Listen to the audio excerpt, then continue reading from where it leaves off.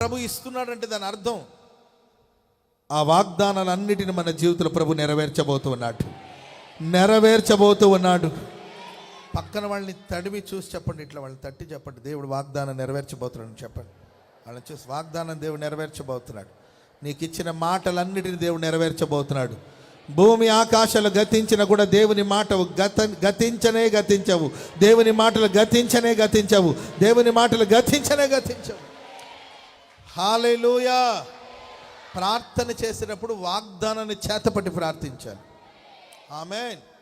నీకు అనారోగ్యంగా ఉందనుకో, అయ్యా అయ్యా అయ్యా అంటుంటే ఏంటి అంటే అయ్యా అయ్యా అంటుంటే ఏంటమ్మా నీ బాధ ఏంటంటే నేను చెప్పను చెప్పే ఓపిక లేదు అయ్యా అంటుంటే ఏమి లాభం ఉండదు. అప్పుడు నీవు అనారోగ్యంగా ఉన్నప్పుడు నిన్ను స్వస్థపరిచే యెహోవా నేనేం చెప్పారు ప్రభువా, మీరు నన్ను స్వస్థపరచండి. స్తోత్రం చెప్పండి అందరూ గట్టిగా హల్లెలూయా. వాగ్దానాన్ని చేతపట్టి ప్రార్థించాలి. ఆమేన్.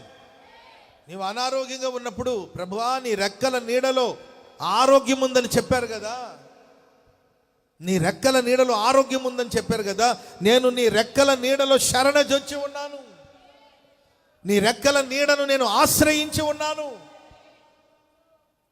నీ వాగ్దానాన్ని చేతపట్టి ప్రార్థిస్తున్నాను, నీ రెక్కల నీడలో ఉన్న స్వస్థత నాకు ఇవ్వండి. ఆమేన్ చెప్పండి గట్టిగా. హల్లెలూయా. దయ్యపు శక్తులు ఇవన్నీ మిమ్మల్ని భయపెడుతుంది అనుకోండి, అప్పుడు మీరు ప్రభువా నీవు నాకు అధికారం ఇచ్చావు. స్తోత్రం చెప్పండి అందరు గట్టిగా. నువ్వు నాకు అధికారం ఇచ్చావు, ఆ అధికారం కలిగిన నీ నామములు ఆజ్ఞాపిస్తున్నానని శత్రువు చూసి ఆజ్ఞాపించండి. వాగ్దానాన్ని చేతపట్టండి, శత్రువుని ఎదిరించండి, అతను మీ దగ్గర నుండి పారిపోతాడు. చెప్పండి కూడా అందరూ గట్టిగా హల్లెలూయా. చెప్పండి గట్టిగా హల్లెలూయా.